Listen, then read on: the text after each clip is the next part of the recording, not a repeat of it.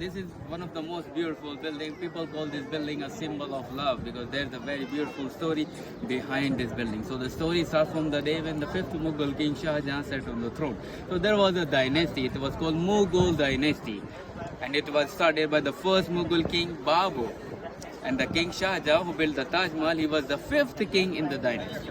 Okay, and the first king Babur came from Uzbekistan here in India before 600 years ago. That time Uzbekistan was a part of the Persian Empire, and Uzbekistan was a neighboring country of India. That time India, Pakistan and some part of Afghanistan were the same country.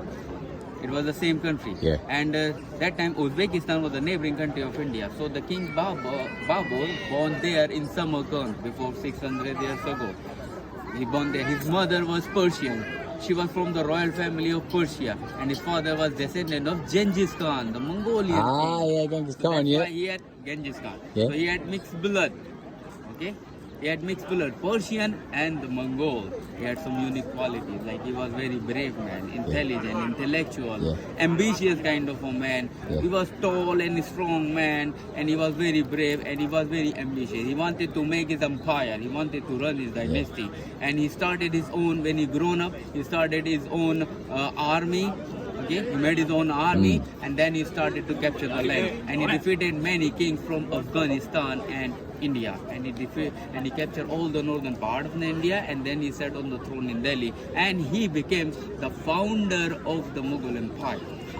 And he ruled around 8 years here in India, and he died natural death. After his death, his son Humayun sat on the throne. Okay, and Humayun became the second king. Humayun also had a wife from Persia, and his mother was also Persian. And after Humayun, his son Akbar sat on the throne, and he became the third king.